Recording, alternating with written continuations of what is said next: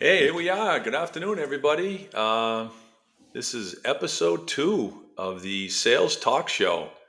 We had a successful first episode, and we had so much fun. We're going to do it again here at episode 2. So I'm here with my partner, David Lammers. I got that right, David, right? Here we go. We're going. And, We're going. You betcha. We're going. Here we go. But, real quickly, before we jump into episode 2, I just want to do a quick recap of episode 1 for some of the listeners that might not have picked it up, and maybe they'll go back and listen to it. Everything's you can follow us on YouTube at Sales Talk Show. You can Google it. You'll find it. There's many ways to watch episode 1. But just to recap, you got a chance to learn a little bit about David and I, where we came from, what we did, how we get into this business, some really fun stories. We learned that David he's in a band. He's got a music background, and he's really got some instrumental talent. And I heard he sings a little bit, so I don't know. We'll see about that. And then myself, you learned why I'm Billy and not Bill. That's a pretty cool story. We can talk about that. And I'm sure I'll see some of you at the Sima show coming up in June. But some of the other things that were key that we learned about in the first show was, we learned that trust-based relationships were the way to grow a business. Everything that we learned from our customers, from our team members, the way that we were able to earn new business was starting with trust. That was super important. The other thing was to when you're in account management or business development role is to be focused, to be present. When you're in an opportunity to meet with a client and you have time to spend with them, they're giving you the time. Be present, and also be respectful. They do spend a lot of money with us, with our companies, with your companies, and I think they feel there's a level of respect that they've earned just in that alone. And I think if we show them the respect that they demand, I guess it really goes both ways. I think it allows them to put a little more trust and confidence in engaging business. So I don't know, Dave, is anything you want to add? Yeah, I really like that recap, Billy. And I think one of the key things is the take homes, right? And those are even right there, some amazing take homes from the last episode. I'm tempted to want to call you Butsy because I also heard that that's a great, there's Billy and there's Butsy. So I don't feel I'm entitled though to Butsy. That's something that I don't think I'm allowed to go there, but I'll leave that one up to you. Soon. In June, Once you buy me that first beer, then it's all open season. That's right. Because we haven't met yet. And that's the fun thing about this whole thing is that you and I've gotten together as two guys. I'm from Canada and you're from the US. I mean, how did this happen? You know, it's just so cool. And we're excited to be doing this together. We had a great slide that was a lot of Yeah. fun as we looked at that. You know, it's like, how did these two guys get to you? Look at this. I love it. I love it. Yeah, Right? this is a cool opportunity that I have a friend of mine that I played basketball with in college. He's very very talented commercial artist, and I gave him some highlights to what we were doing, and he put this together. So a lot of fun to see two different you know parts of the world performing the same type of work in similar elements, right? I think if you looked at weather patterns for your area or my area, it's pretty similar, but the fact that he was able to identify Canada with the cold and ice and snow, and the U.S. with the flowers and the grass was kind of interesting. So a lot of fun there. Thanks to Cliff Lander, a really good friend of mine, and just kind of a nice way to connect the dots here as far as what we're doing. And we're giving back. We're having some fun with it, and we're giving That's back. right. I love how we were in ice and cold there. I think there's this idea that once you cross the border, it's snow up here. So I'm looking forward to you crossing the border this summer Yeah. when we get together here in Toronto, and Yeah, that's going to be a lot of fun. you had a chance to meet my wife Diane the other night at one of our That's right. calls, and she made an interesting comment. She goes, "Is it warm up there?" I go, "Honey, we're That's going there right. in July. It's going to be warm." Yeah, so Right. it's And funny. and so this has been a beautiful start to everything, right down to why we're doing this show. Our mission statement. What does it mean to do this sales talk show, and why? What's the purpose of why we're doing this? And I wanted to share that today. We wanted to share that our mission statement that we've put together is to support the service industry, and to help raise up the next generation of sales leaders through education, through real world experience and practical learning. And if we can have a role in that, that's exciting for us to give back. But we'd also like this to be a platform that enhances and supports our suppliers to the industry, our industry partners, and so to allow them to have a voice and be heard and recognized, appreciated, and promoted. And it's on that note that I'm real excited to announce right now that even after just one episode of us doing this show, we, because of our commitment and why we're doing this to give back, we're proud to announce today, too, big announcement that, of course, Metal Plus has agreed and wants to partner with the show. We're excited to have Metal Plus on board with us as our title sponsor. So the sales show is brought to you today by Metal Plus. And it's a company that for the last 40 years has been innovating in manufacturing in the agricultural sector. And since 2000 onward has been manufacturing and building snow removal products. Most of you who will be watching the show today will know Metal Plus. Many of you won't. And they're just an amazing company. And we're excited to have them on board with us. We're going to be having Jason join us on the next episode as well. He's the vice president of sales and marketing. And so we couldn't be more thrilled. They're helping us with this show, and that's exciting because this is why we did it, to give back. And so to have their support is just tremendous. So that's exciting. You're going to see Metal Plus throughout everything that we're doing. And they're going to be working with us going forward, which is really great. So we're Yeah, excited as companies to use their products, it was both just Outdoor Pride and Garden Grove. it was just so fluid. The call that we had with Jason, just to talk a little bit about what we were doing, and he was so interested and intrigued about the idea of this giving back podcast and helping the next generation. He, in a inside of 15 minutes was in, and that just showed me the type of company and the type of forward thinking business Mm-hmm. they run is to be able to get their equipment and their information out into the masses and let more people learn about the benefits of using Metal Plus and the live edge technology. So we're a big proponent and user of the Metal Plus technology, the live edge technology. We love it on our equipment. And, I think this is just going to be a fun way to continue to spread the word. Agreed. Yeah. Yeah. Great. Well, So listen, got a let's get great into it show a little lined bit. up. Yeah, we do. We have a great show lined up. We want to, the idea behind this show was, again, to give back and to help the next generation or current generation of people just get a little tips and tricks here and there, learn how to do their job better. maybe more efficiently, maybe create a little different structure, maybe reset a little bit. Some of us in the sales world, we're lone rangers. We're out there kind of banging our own drum, and sometimes you just need a nudge from someone here and there. Maybe it's a coach, maybe it's a mentor, maybe it's a podcast. Mhm. So that's what we're really trying to do. Today's segment, as far as teaching, sharing, learning, is going to be about the roles of account management and business developer and how they work together. There's so many synergies in these two roles.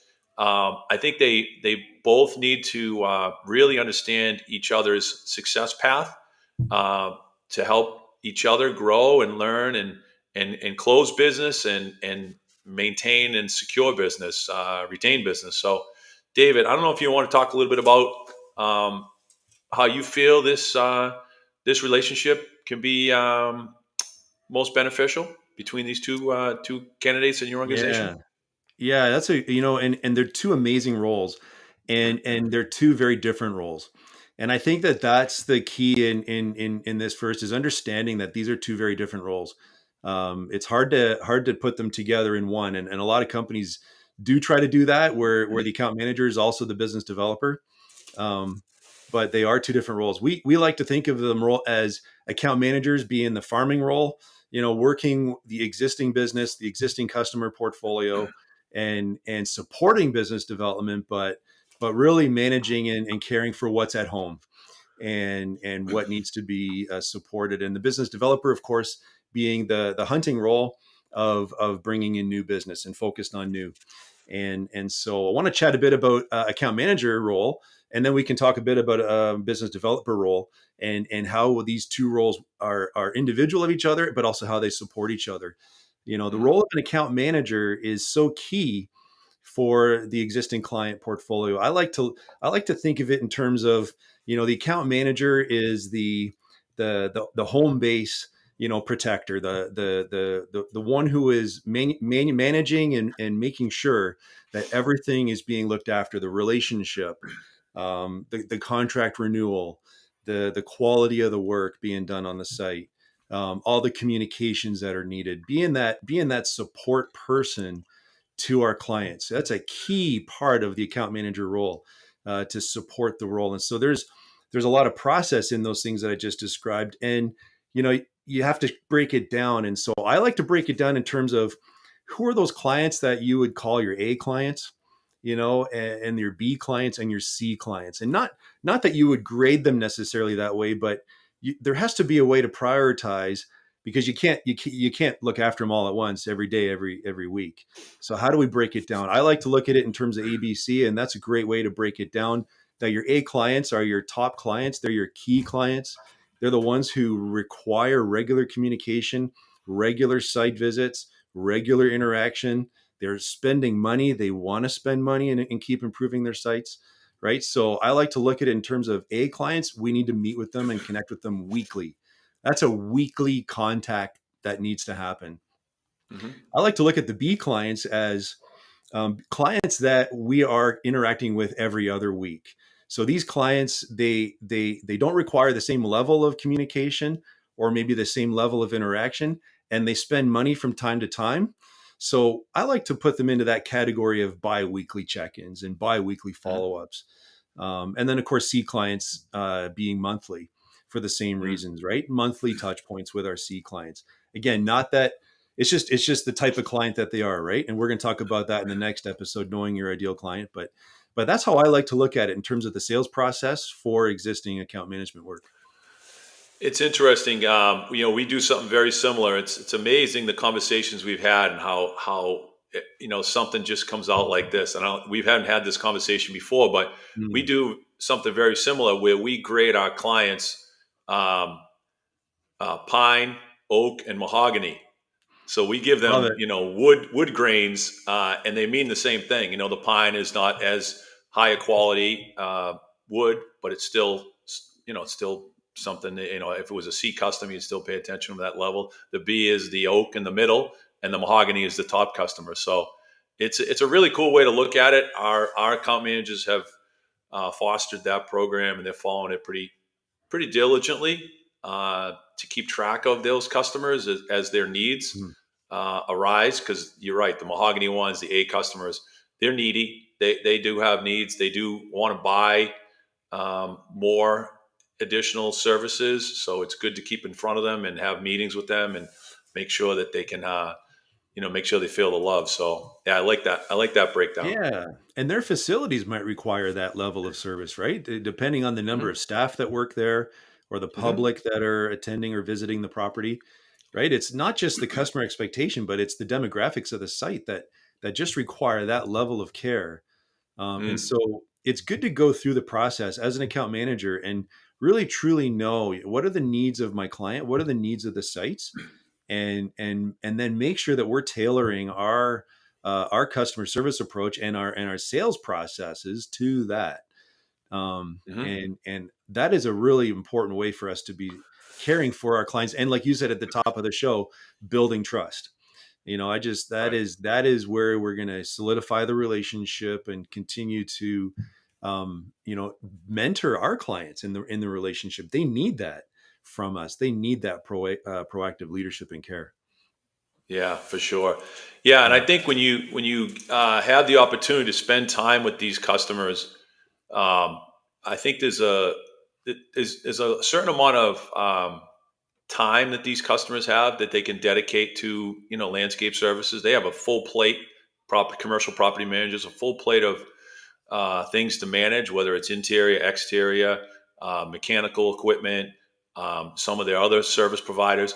I think as an account manager, if you can make their lift less, make their job Mhm. easier, I think that automatically creates a certain level of trust and confidence in the account manager, where they're saying, "Don't worry about you. Don't worry about you. Don't have to walk with me today. I'll walk and I'll send you some notes, or I'll send you some pictures, or if you're busy, I can do this, or I stopped by the property and I saw this. I just wanted you to see that." We do a lot of quick photos, quick notes. The world that we live in today is very much texting is pretty common now, right? It's been the last 4 to 5 years that people are more accepting of a text than an email or even a call now. I mean, I think it's kind of odd that you would actually pick up the phone and call someone before you would text them and email them. So, Mm. um, some old school best practices is to pick up the phone sometimes Yeah. and just give them an explanation, because you can sense their uh, pick up their sense of urgency through a physical conversation, and you can in a text, or emotions or urgency. So. I like the idea of picking up the phone and calling, but use whatever best practice, whatever communication they prefer. Use that. That's another thing, is to offer them the idea that which mode of communication would you prefer. I think that's huge, because some people just Yeah. have certain things that they like, and if you can work within that, I think you'll again continue to build more trust and confidence. You touch on a real point that I've always wanted to remind myself and my staff about is that how to communicate with our clients. And you're right. They each have their own style or way that they would probably prefer to be communicated with. But one little way that I've always tried to remember how to use email versus the phone is email is great for information, right? I Hmm. love email because it's wonderful for sharing information, but pick up the phone for communication, you Hmm. know. And texting's okay to just say, to check in and say what time can we meet, are we still on track for a meeting. But email information, phone communication, Yeah. I love thinking of it that way and maintaining that approach. There's nothing like the telephone. And I think our Yeah. customers appreciate the telephone because it's just not common anymore. So we got to do what's uncommon, right? Pick up the phone. Yep. Yeah, And and then on the other side of the coin, the business developer takes on a that hunter role, right? that's That right. you described, the hunter and the farmer. I think the hunting piece of our business is critical, because it brings in new clients to the organization. It brings in new opportunities for enhancement sales. It brings in potential route density. So the business developer has to be out there, knocking on doors, creating networking opportunities where they can learn about, properties that, they're in their service area or in their zones where they're hunting, and and choosing customers that fit the business, right? Being able to understand which, talking about what's your ideal customer. When you understand that a little bit, you can start to nurture relationships with clients that have those types of properties. And that's what a business developer, needs to do and does to be successful. But I think a lot of times when our business developers, I know I've had some success doing this, and I think people on my team is they talk a lot about the support that they would get from the account manager.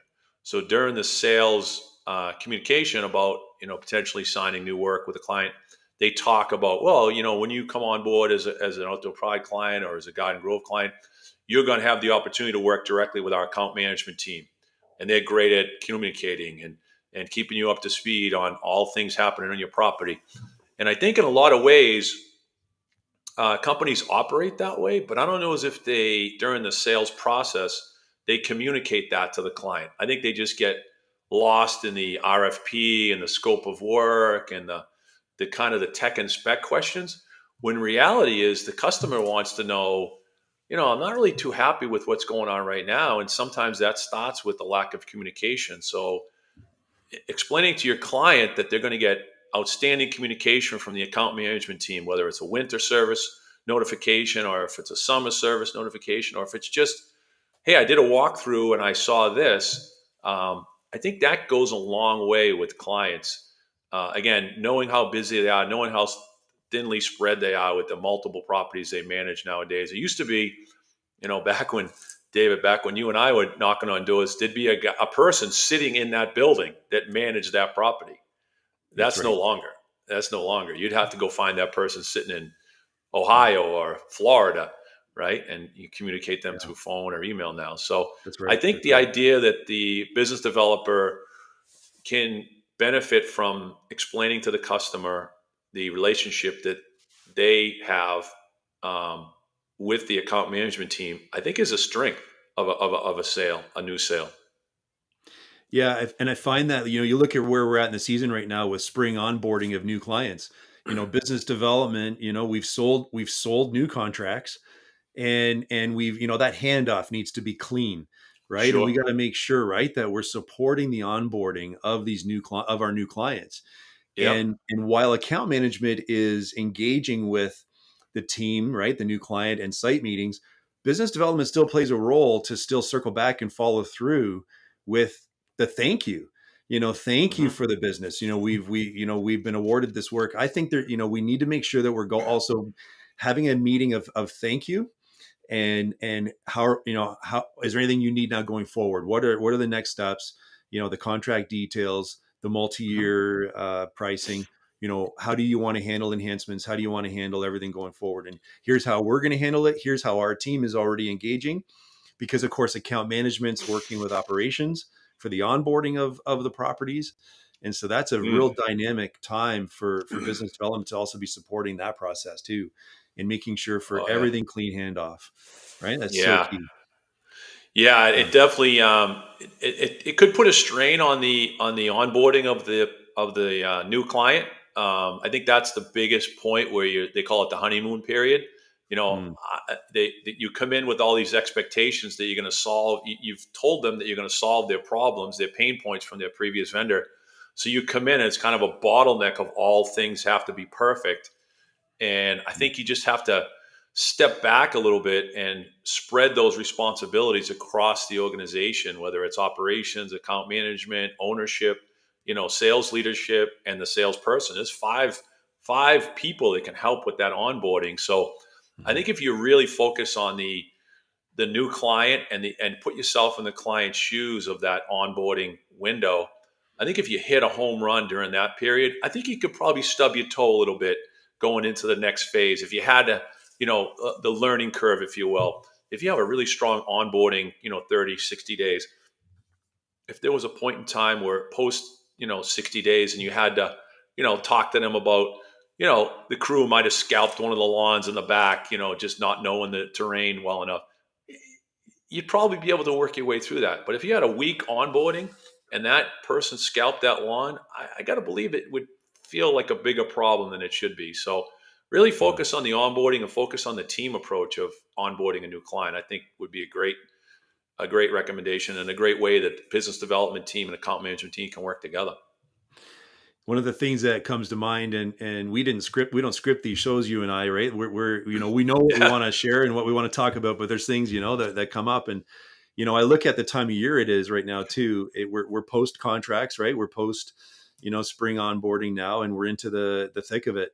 Business development can also support the enhancements role, the enhancement targets that need to be met in the organization. One of the things that we hear consistently is, of course, in our prospecting, which we're heavily doing right now for next fall already, this coming fall, of course, everyone has somebody.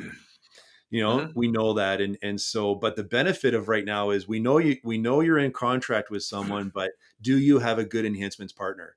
Do you Mhm. have a good support person that you can rely on for all of your other ancillary services or work on the property? And often we're hearing the answer is no. And Mm. so we're happy to be that third partner, a second partner, third partner on the property. And just because we're not in a contract with that client doesn't mean we can't support them with other opportunities and other services. And again, supporting enhancements, targets, and goals that way with account management. So yeah, we really focus in on that this time of year, where business development's involved in the activity as well of supporting the overall company goals. Oh, that's great. Great comment.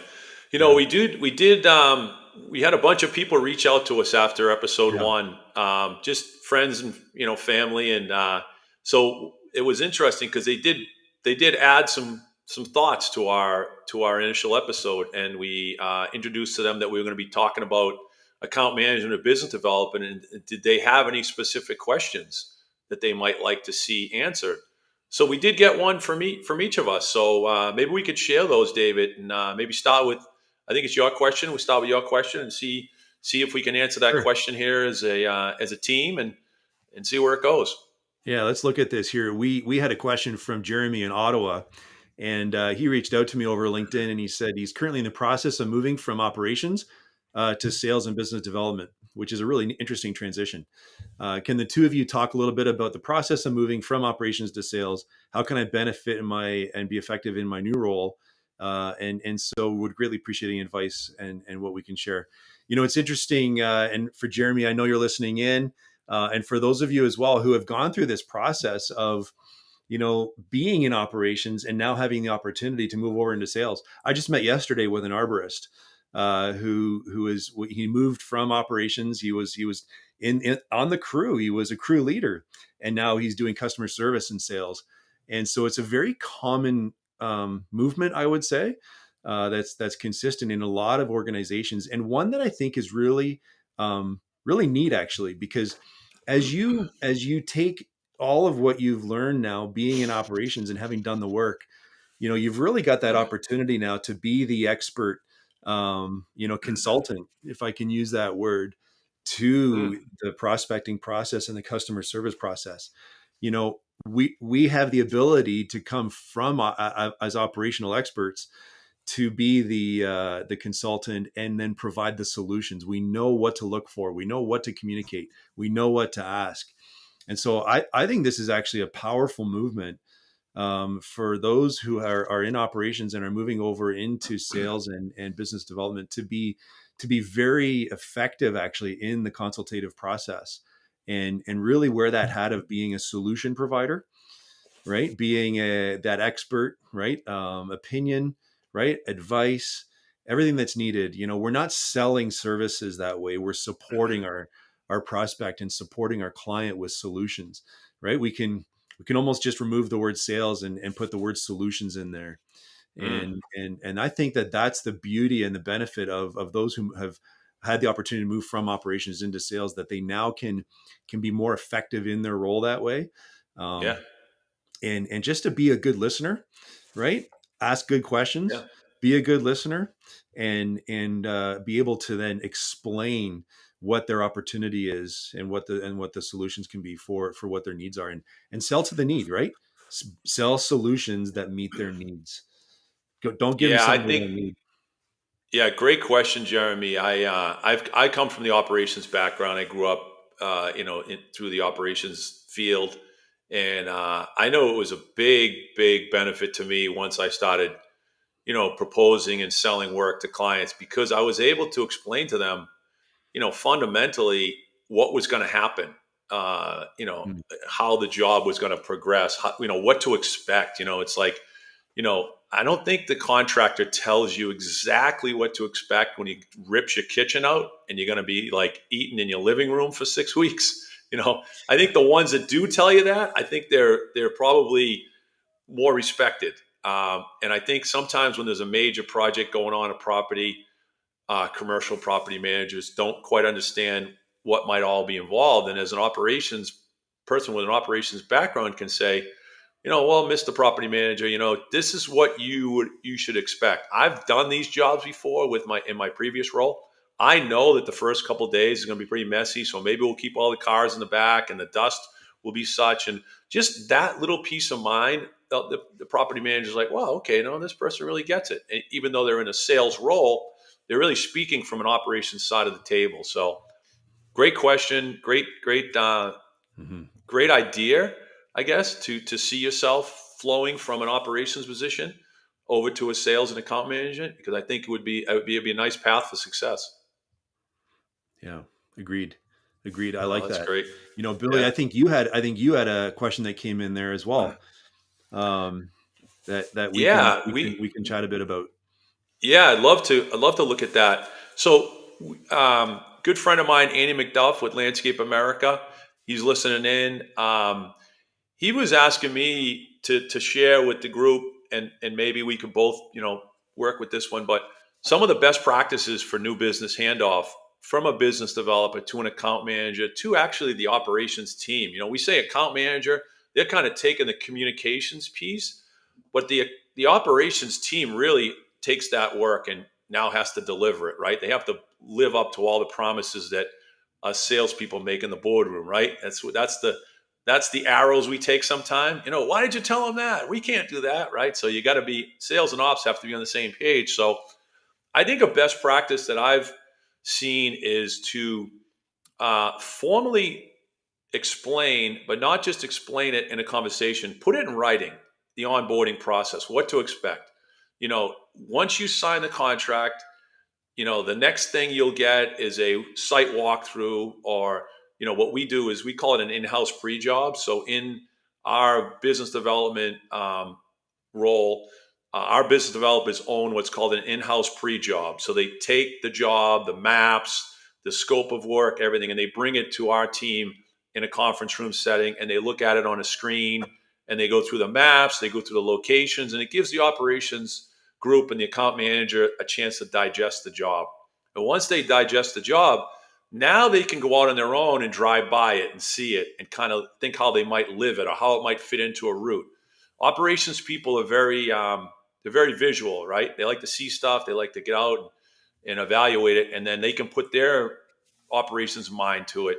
So once the in-house pre-job happens, then we move on to site walkthroughs with the client, and we always include operations in that. Always, when the business developer is walking through a new job, ops is there, account manager there, and there's an introduction period. And I think at that point, the customer feels like there's some depth to the organization, where they got two or three people coming to a walkthrough. And then the last piece of that is to bring a crew leader out to the job site. Once they know that that's going to be on their route, uh, jump in a pickup truck, maybe on a coffee break. Hey, I want to come over and show you a new job you're going to be doing. So now you get three levels of ownership. You got the business developer that's sold the work, that owns it for at least 90 days. The account manager who has to communicate and deliver the work from an account management standpoint, and then the ops and crew people. So for that, we've found a tremendous amount of success, and this is all communicated to the client, so the client knows what to expect. So I guess that would be my best practice, is to be very direct and communicative about what they can expect next. Hey, you've just signed this contract. This is what you can expect next. That would be one of my top um, best practices, I guess. I don't know if you have one too, Dave. You want to add? Yeah, I have a couple, and it's an interesting process. One that I really enjoy at first, just as a simple thing, I call it the welcome and acceptance. I love providing the follow through. First of all, the welcome, and it could be a Mm, letter, it could be an email, but it's that welcome and acceptance that explains the process. What you're thanking the client, and you're saying, here's why you've chosen us, here's what we're doing for you, and here's the next steps. And so it's a communication package Hmm. that we've put together that provides the client with the welcome and acceptance and process. It's interesting. While you were sharing that, Billy, I was thinking about the process, the sales process, and the RFP process. I'll just use that as a generic. I find that the client really holds the cards close to themselves. Hmm. They have to make sure that they're getting what they would call apples to apples, comparisons Hmm. back with pricing and whatnot. And this is why it's so important for post award for there to be a meeting. And when we look to the business handoff between business development and account management, I think it's a really good time for business development to ask the client, how can we really you've awarded us this work. Now how can we really truly support you? Hmm. What is it that you really need out of a new relationship? What is it that you really need and you're looking for with these properties? I think business development also needs to own a deeper understanding about the type of properties that are coming on, right down to who owns them. In Canada here, we have a lot of industrial assets that are owned by American companies.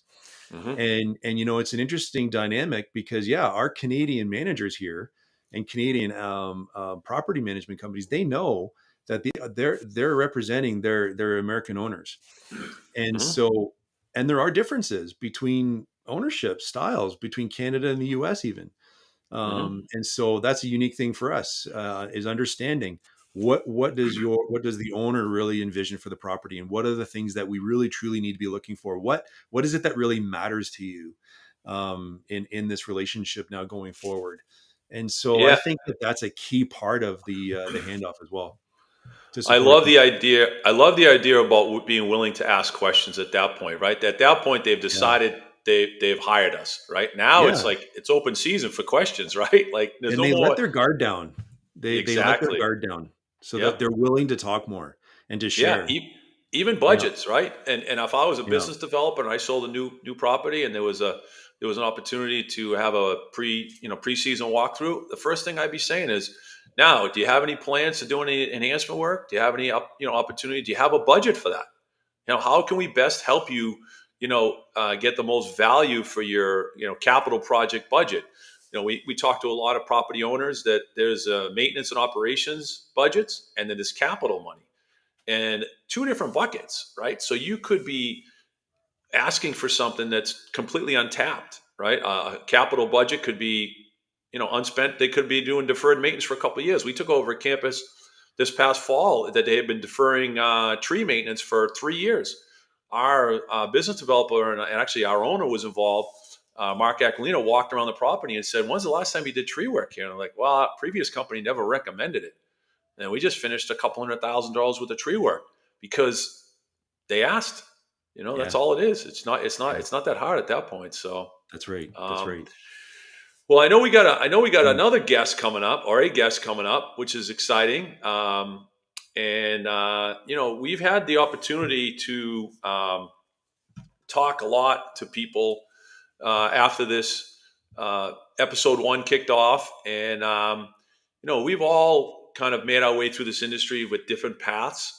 But I think one of the paths that I took was to be really heavily involved in associations, knowing and getting to know people that are in associations. I think a lot of people in our industries, both landscaping and snow, have shown that the associations can really help business. So for that reason, we had the opportunity to communicate with SIMA, and it was interesting because SIMA sort of gave us the same response that Metal Plus did, and said we'd like to be involved somehow. So this is what we thought we would do. We would find a way to get SIMA involved in our podcast here by offering them an alliance. Association alliance is what we're calling it. So, without further ado, I'd like to introduce our special guest, Martin Torrado, who's the CEO of and executive director of SIMA. He's going to spend some time with us this morning. But I think first we're going to look at a video of what's coming up.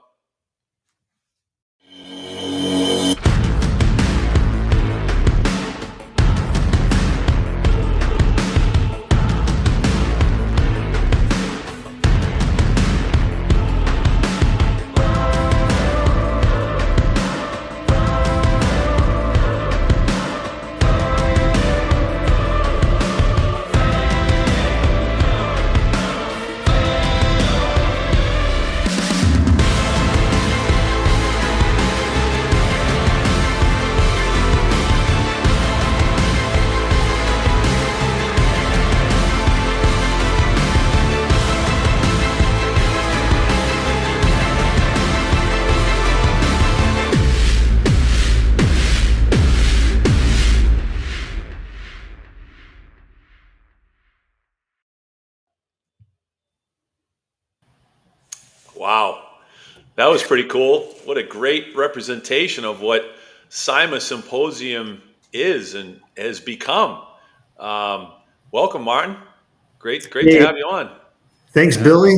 Thanks, David. Great to be Great here. to have Yeah, you. the video kind of stole a little bit of my thunder, I guess, huh? But That was good to power, have man. some, That was some power there. yeah, loud music. If anyone needed an afternoon nap, hopefully that woke them up from that, and we can kind of talk about the symposium coming Yeah. up to Pittsburgh, but this summer. But thanks for having me. Great to see you guys, and great to participate. And of course, like you mentioned, Billy, Simon, we're excited and certainly happy to be a partner with you on this podcast. Very important topic. So thank you very much to both you guys. Yeah, we've got a couple questions, but I just wanted to, just share a thought that I had, and maybe David, you can do the same thing. Is Yeah. just the organization, the Cyma organization. I think I first started I tried to think back. It's probably been close to 15 years, maybe a little bit more, where I started to attend, and and it was interesting because it was always the landscapers conference was the go-to show, if you will, the go-to conference locally and nationally. And then Cyma started to, have a bigger and broader, show and audience. And I got a chance to go to one. And I remember sitting next to a gentleman from Ohio, and he started talking to me about the exact same problem I had in Massachusetts. And he was telling me things that I was like, geez, I don't know. We're not competitors, so I guess he doesn't have to worry about telling me what he's telling me. But it was very, very deep information. And I was like, you know what? This is the type of people I want to be around. The people that are willing to turn to their right and turn to their left and help you and not worry about what they're saying. So I was, super impressed with, the show then and what it's become now. It's just amazing what you guys have done over there. So I appreciate that. That was the biggest takeaway for me. It was the ability to talk to people in another market that were sharing and talking about the same, problems or challenges, and they had ideas, they had solutions, which was great. Yeah.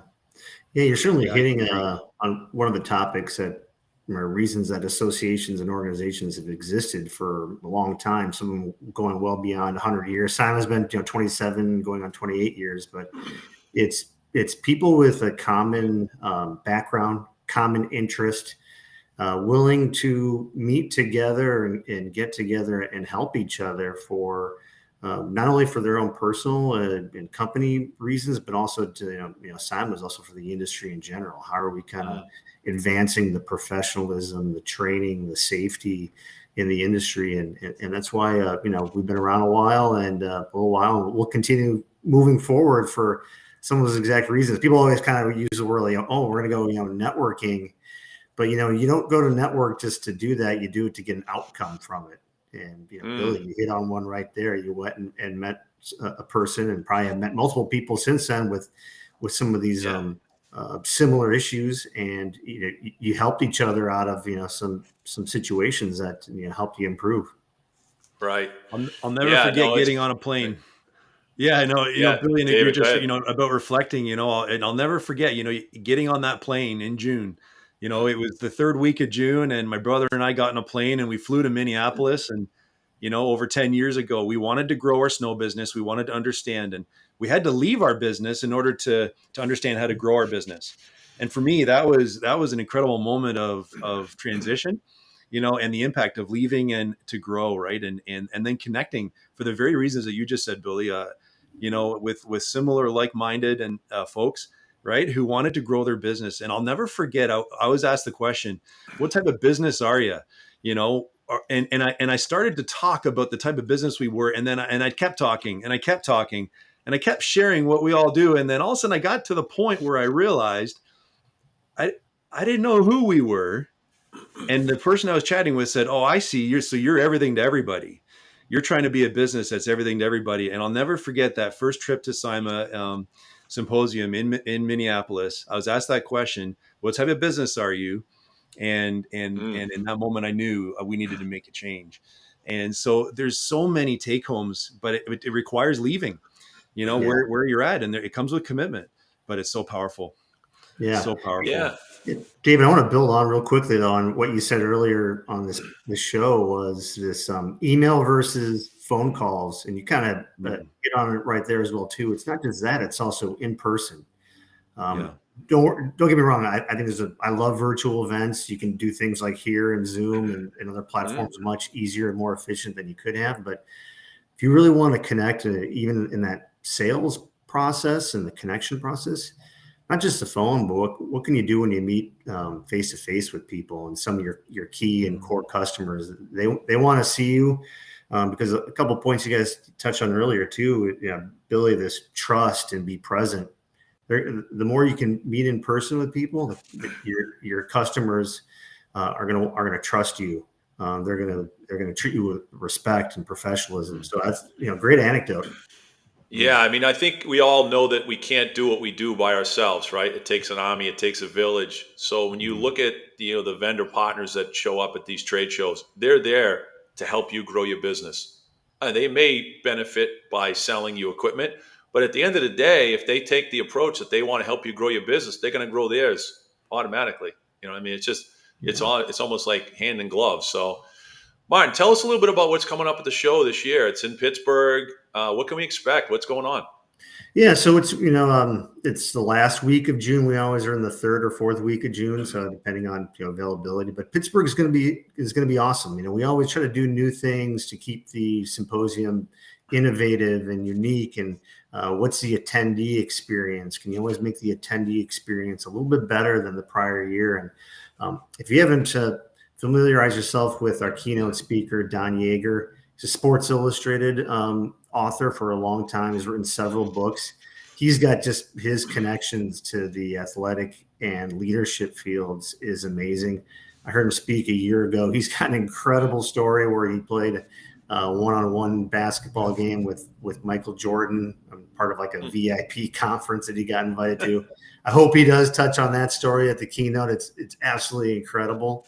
But he just sends an incredible message about how do you build teams, how do you lead teams, how do you find the right people on your team to and that's really what it is. That's you're growing your company. You're not gonna you guys and all the listeners here, they know this. It's you personally, you're only going to take it so far. You got to have an incredible team behind you. You always have to keep thinking about who else can I add on to build this incredible team. And Don Yeager, the keynote speaker, is going to have some great messages with that. And then beyond that, it's the 130 plus exhibitors on the trade show floor. It's 30 plus educational sessions, and we cover all topics, including this one. We'll get into sales and development. We get into ops. We get into a lot of different, really kind of the full gamut of snow and ice and managing and operating a snow and ice company. We have a couple new things. This SIMA garage on the trade show floor, which is going to give us a little bit more of this like hands-on experience on troubleshooting, on safety and maintenance. That's going to happen right on the trade show floor. And then if you want a little bit more as a new experimental thing we're trying this year, a little more of a VIP experience, we're calling it SIMA Plus. SIMA Plus is this pass that you add on to your registration, and it gives you early access to the trade show, some receptions.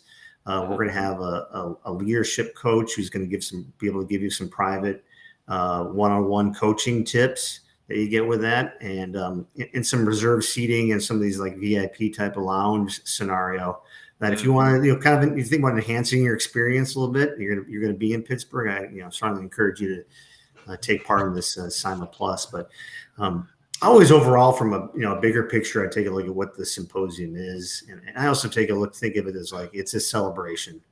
And even of the things that maybe we've had a challenging winter or two, whether it's with customers or whether it's been low snowfall, that it's a time to kind of look back and reflect on what you learned from that, what you do to plan to grow from that learning for the next year, and to kind of celebrate the accomplishments, small and large, that we've done in this past year.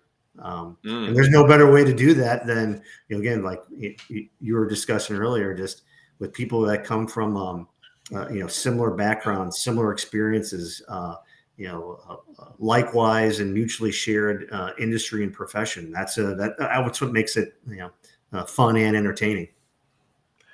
Well, It's we're funny gonna that be there, Billy. Yeah, go ahead. Yeah, we're going to be there. That's going to be a blast. It's funny. I think a lot of contractors don't really know how to take time off, so they take the SIMA Symposium as their vacation. They're there for vacation time. Hey, it's in the summer. Why not? Huh? They're there with their wives and significant others, and so you guys do a great job of planning some, after hours events, and those are always, a blast to meet up with people from around the country and young people. I've noticed the last couple of years the youth of this industry is really coming on strong. So I hope that continues, and that's the way this industry is. The only way this industry can continue to survive is when the youth comes into your business units. Yeah, we're in the midst of a generational change. You guys, this is it's moving from we have to find who's going to take over these, not only the operations and sales side, but the leadership and ownership side, and we're trying to our best to get some of those into the door with Simon and be welcoming to them and find out what they need. So I appreciate those comments, Billy. Yeah, no, that's great.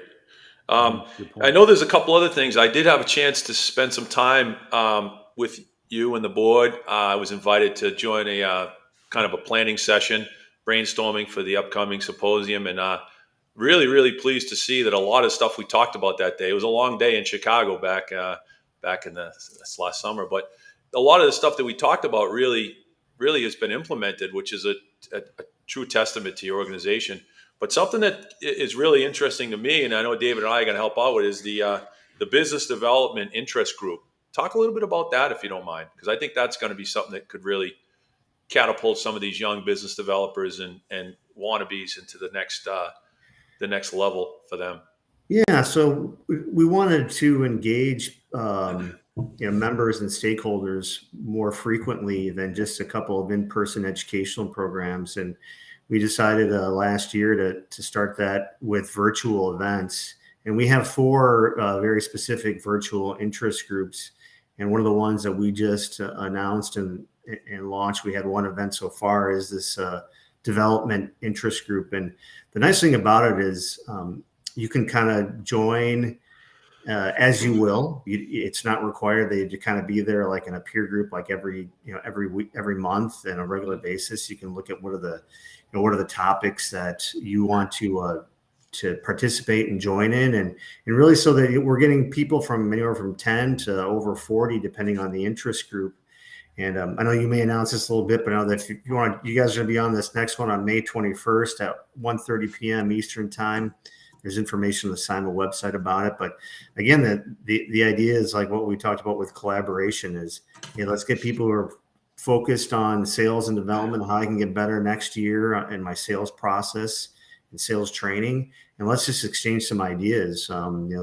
Zoom's a nice platform where if we want to do like some breakout groups, even on even more specific topics, we can do that within a sales and development. But you can join us for an hour. And we were getting people from all over the U.S. and Canada joining these. And then when you're done, then you can kind of go back to your work day. It's kind of a great way to kind of get away, connect with some people on a like topic, and hopefully learn and help each other. Oh, that's great. That's great. Congrats on that. That's a good forum. Really nice. Well, we're creeping up here. It's coming up on the hour. That was quick. Another quick hour. David, you want to take us through what we could possibly expect in the next show? Thank you, Martin. Yeah, Thank you for Martin, joining we, us. we appreciate coming on board with us, and we're just excited to have Simon as an alliance partner. It's a lot of fun. I reflect on when Metal Plus was at the first show we were at in at least first for us, and it wasn't for them. And I remember us being in Minneapolis there, and all the Metal Plus guys were wearing yellow golf shirts and whatnot, and it said Metal Plus on on the back. I Mm. had no idea what Metal Plus was. And I remember seeing these guys in the back of the room at the kickoff reception. And for me, when I saw all these guys in their yellow shirts, I thought, I want to connect with those guys. Those guys seem like they've got something they've brought here, and I want to know what it is. And I have that memory. It was so good. But what a great opportunity! What a great exciting time for us. We're going to be at the show. We're going to be on the show floor within the Simon booth. We're going to be at the Metal Plus booth, and so we're looking at connecting with you when you're at the show. We're excited for the next episode coming up. And when we look at the preview right now for the next episode, something that we've chatted about, Billy and I, is really knowing and understanding who your ideal client is.